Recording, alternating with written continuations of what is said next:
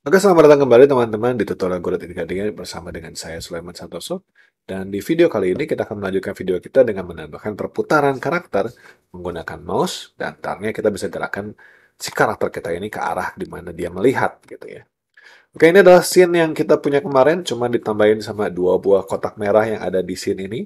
Langkah pertama yang kita melakukan adalah kita harus pindahin dulu kamera yang ada di scene ini ke dalam si karakter kita supaya nanti si karakternya bisa si kameranya bisa mengikuti karakter kita. Oke, jadi gini kameranya kita akan hapus aja ya. Kita akan hapus kamera di sini. Nah, kita akan masuk ke dalam pemain kita, player kita ini, lalu kita tambahkan di sini kamera. Nah, kita akan coba atur dulu letak kamera kita ini. Kita mau putar dulu kameranya supaya melihat dari belakang ya. Wah, kebanyakan. Lalu kita gerakkan dia ke belakang sedikit. Naik sedikit. Oke. Jadi kita sudah punya karakter kita seperti yang kemarin. Seperti ini. Kita bisa maju mundur. Kita bisa gerak kiri kanan. Nah, ini mungkin bisa lihat kiri kanan juga begitu ya. Kalau mana teman-teman menggunakan sistem kamera seperti ini adalah kalau misalkan saya mundur di sini dan saya putar, ini kamera saya ini menembus ke dalam kotak merah. Oh, teman-teman perhatikan ya. Ya kan, si kamera kita ini menembus si kotak merah yang kita punya nih. Nah, ini kadang-kadang ini bukan sesuatu yang kita inginkan, teman-teman. Karena kita pengennya supaya si kotak merah ini kan sebagai sebuah benda solid gitu yang harusnya tidak boleh ditembus oleh kamera kita gitu. Karena nanti bisa menyebabkan si pemain bisa melihat apapun yang ada di belakang, jadinya game kita kayak nggak bagus aja gitu. Nggak jadi gitu ya, nggak profesional gitu teman-teman. Nah, jadi kita pertama kali yang harus kita lakukan adalah kita harus benerin dulu si kamera kita supaya kalau misalkan kita gerakin kameranya, ke belakang ini nggak bisa gitu ya. Nah, caranya gimana? Nah, untuk melakukan hal itu teman-teman Godot punya sebuah node khusus untuk mengatasi hal ini, yaitu yang namanya node Spring Arm. Saya naikin sedikit ya node Spring Arm-nya. Kalau kita lihat teman-teman, si Spring Arm ini itu sebenarnya punya sebuah garis. Kelihatan ya, ada garis di sini ya. Ini sebuah garis, jadi kayak sebuah tali. Jadi si node String Arm ini, teman-teman, adalah defaultnya sebuah raycast. Jadi kalau kita nggak ubah ini sebuah raycast, jadi sebuah tali yang kalau kita pasang kamera kita ke dalam si spring arm ini, dia jadi kayak yoyo gitu si kamera kita ini. Oke, kalau saya pasang ya si kamera kita sekarang ke dalam spring arm ya. Ini pertama kameranya kita akan translationnya kita reset dulu ya supaya dia diulang lagi. Kemudian kameranya kita taruh ke spring arm kita seperti itu. Oke.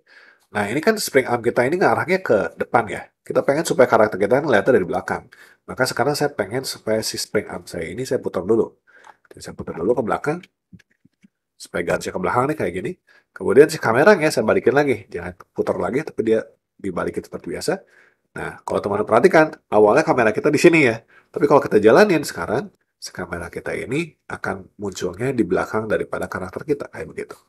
Jadi, kalau dia punya tali seperti ini, si kamera kita ini akan dipasang ke ujung daripada talinya di sini. Nah, kalau kita udah pasang sebuah spring arm dan kamera di sini, dan kalau kita jalanin si scene kita ini, ada perbedaan sedikit, teman-teman. Jadi, kalau misalnya kita kayak tadi lagi nabrak nih dengan si kotak merah ini, kalau saya putar, nah, teman-teman perhatikan bahwa si kamera saya ini tidak menembus kotak merah, tapi dia masuk ke dalam. Jadi, dia mendekat ke karakter kita. Nggak nembus, tapi dia mendekat ke karakter kita. Seperti itu ya. Nah, itu gunanya si Spring Arm ini, teman-teman. Nah, gimana cara kerjanya? Nah, jadi teman-teman kalau misalkan saya punya karakter saya di sini, misalkan ini karakter saya ya, saya seperti ini, kemudian saya punya Spring Arm kayak begini, dan ini kamera saya begitu. Kalau misalkan si karakter saya ini kalau dia dari atas ya, ini kotak yang kita punya, kemudian ini si karakter kita, ini si kameranya begitu. Kalau misalkan diputar kameranya ke sini, kan harusnya si kamera kita adanya di sini ya. Harusnya begini kan. Ceritanya harusnya begini. Nah, kalau menggunakan spring arm, teman-teman, dia akan menghitung letak tumbukannya. Jadi karena spring arm ini punya collision shape sendiri, teman-teman. Jadi kayak punya bisa mendeteksi tumbukan juga. Jadi kalau misalkan dia nabrak ke sini, dia akan mendeteksi tumbukan ada di sini dan dia akan pindahin si karakter kita, si kameranya itu ke sini. Kayak yang ini nih. Jadi ke tempat pusat daripada tumbukannya. Di dalam spring arm itu dia punya collision mass, dia punya shape, punya spring length, punya margin. Margin ini adalah seberapa besar margin dari antara titik tumbukan yang tadi dengan si kamera kita nanti. Nah, spring length itu panjang daripada springnya. Kalau kita pengen lebih jauh, teman-teman bisa pindahin aja 5, gitu. Dia mundur ke belakangnya jauh, gitu ya. Kalau kita kasih 3, dia segini. Jadi kamera kita nanti munculnya di 3 ke belakang, gitu ya. Kalau kita lihat, hasilnya dia jadi lebih jauh di sini. Nah, jadi lebih jauh ya. Dia juga punya collision mask, teman-teman. Artinya dia bisa bertuburkan dengan yang mana aja.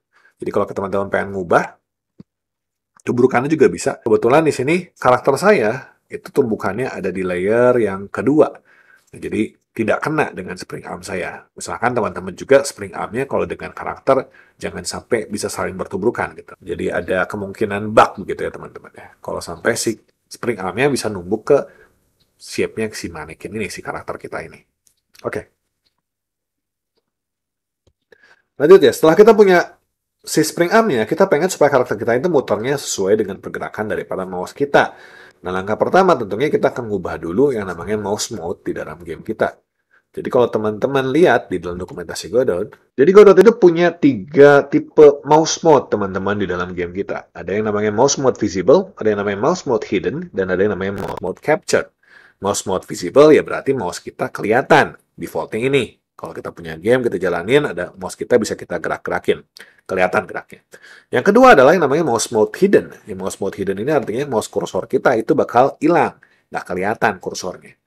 Dan yang terakhir adalah mouse mode captured. Nah, mouse mode captured ini sama aja mouse-nya hidden, tapi si kursornya, kursor kita ini nih, akan diam di tengah, teman-teman. Dia akan di lock di tengah. Nah, kalau teman-teman sering main game FPS ya, terus kemudian satu hal, si game yang lag atau gamenya jadi nge-hang gitu ya, kan mouse kita kadang-kadang stuck di tengah ya, teman-teman. Nah, itu karena mouse mode seperti ini.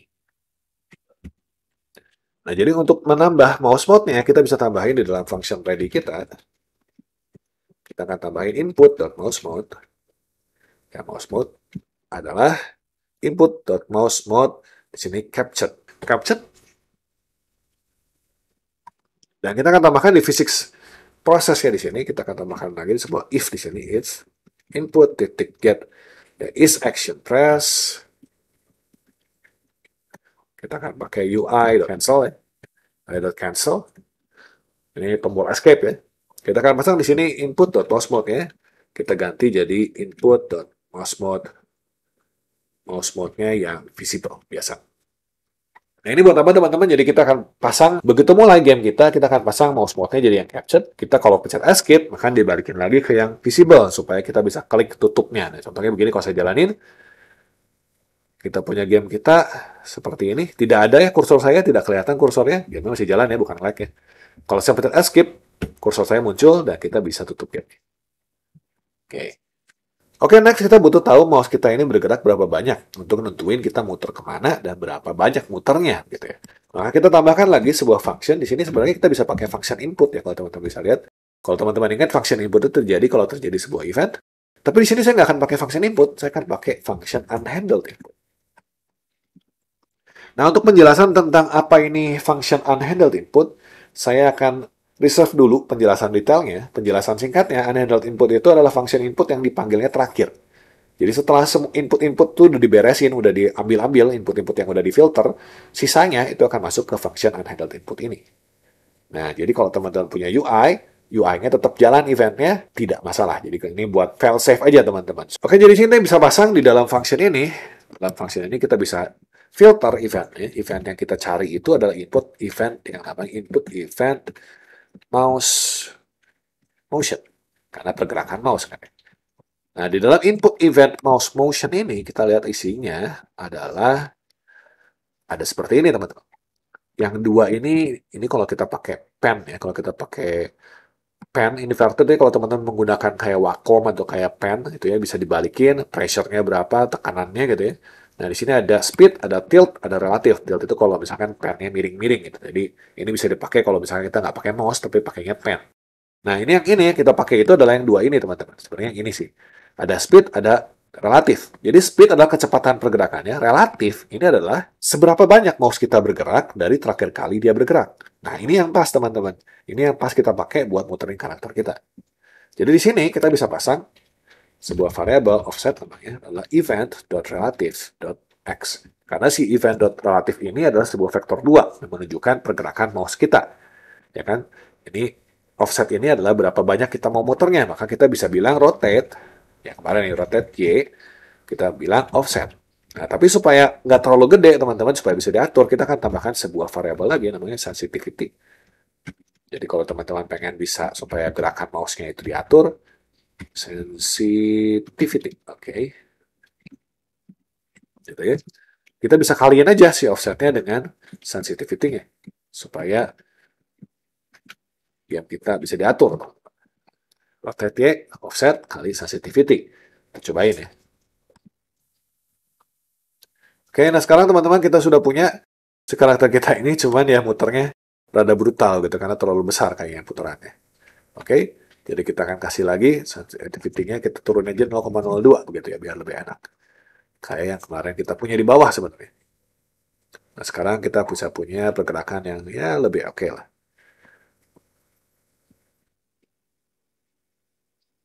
Nah tapi teman-teman kalau di sini saya gerakin si karakter kita kan geraknya begini ya. Kalau saya putar ke miring gini kan kita masih bisa gerak sesuai dengan pergerakan miring-miringnya begitu kan. Tapi kalau saya gerakin dengan mouse teman-teman, kita bisa lihat pergerakannya tidak sesuai dengan arah lihat saya. Kenapa seperti itu? Nah, kalau teman-teman ingat, kemarin untuk menentukan arah pergerakan, kita memutar vektor pergerakan kita dengan sudut yang ada.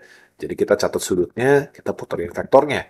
Ini suatu langkah atau perhitungan yang manual yang kita lakuin untuk dapetin arah dari karakter kita, begitu ya. Tapi kali ini teman-teman kita mau pakai dulu cara yang sudah ada di dalam Godot itu sendiri.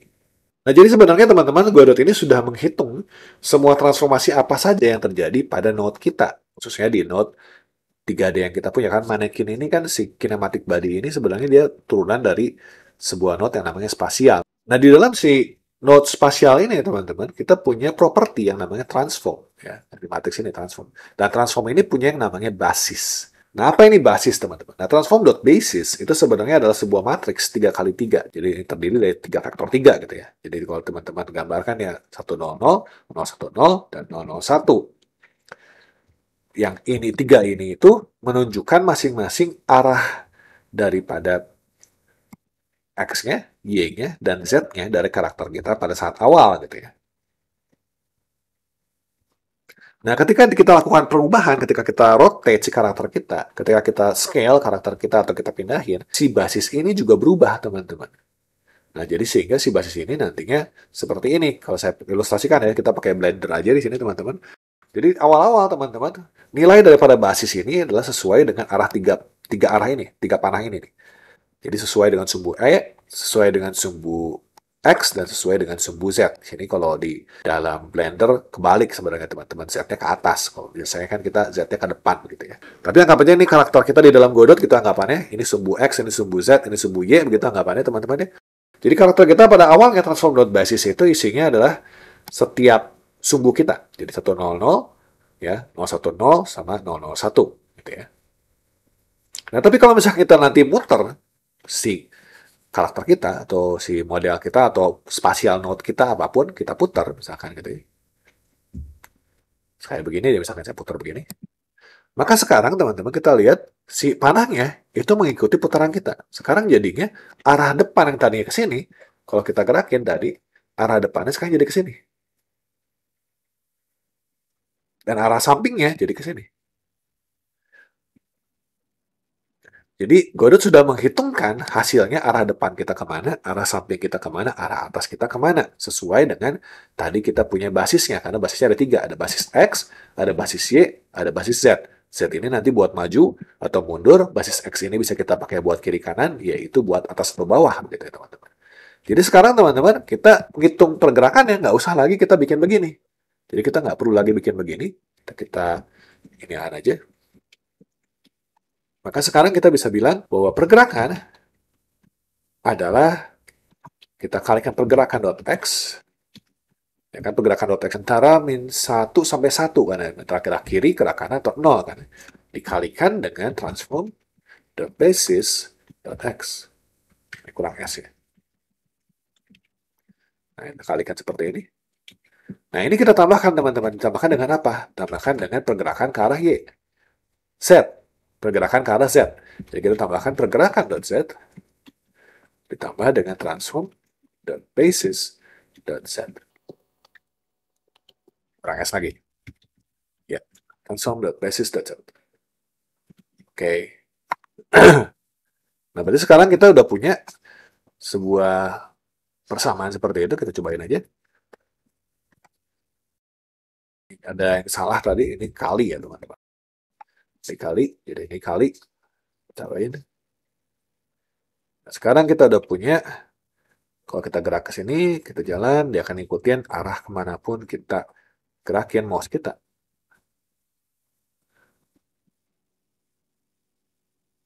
Nah, ini pergerakannya sudah sesuai. Nah, itu adalah caranya kita bisa melakukan pergerakan untuk pemain kita. Nah, ini kurang sedikit teman-teman, gimana cara kita bisa bikin dia gerak atas bawah. Kalau ini kan tadi kita udah bikin supaya dia rotate Y-nya di sini. Nah, kalau untuk rotate yang Z-nya, teman-teman, kalau kita pengen rotate yang Y-nya di sini, offset lagi, offset Y gitu ya. Kita nggak rotate si karakternya. Kenapa kita nggak rotate karakternya? Karena kalau kita rotate karakternya, nanti karakternya bisa geraknya ke atas bawah gitu ya teman-teman. Karena kita pengen karakter kita cuma geraknya ke depan atau belakang, kiri kanan gitu kan. Kita nggak pengen dia gerak ke atas bawah. Jadi yang kita rotate itu bukan si karakternya, tapi yang kita rotate adalah si spring arm-nya teman-teman. Jadi spring arm-nya kita kasih rotation. Rotate by X sebanyak offset kedua, offset Y, dikali sama sensitivity. Nah, kalau kita punya seperti ini, maka nantinya kita akan punya si karakter kita ini bisa kita atur, bisa kita gerakin kameranya ke atas bawah kiri kanan, dan juga bisa gerak sesuai dengan yang kita mau. Nah, kalau misalkan sensitivity-nya kurang oke ya teman-teman tinggal tambahin kurangin aja sesuai dengan keinginan. Nah, kalau teman-teman pengen menghalangi supaya dia jangan sampai bisa turun ke bawah sini, teman-teman harus menghitung nanti si sudutnya jangan sampai lebih. Jadi kalau misalnya ini kita tutup, jangan sampai lebih daripada berapa, jangan sampai lebih daripada berapa gitu ya. Oke, saya rasa cukup teman-teman untuk video kali ini. Kita akan jumpa lagi di video berikutnya yang masih membahas tentang pergerakan. Semoga bermanfaat buat teman-teman sekalian. Terima kasih banyak atas perhatiannya.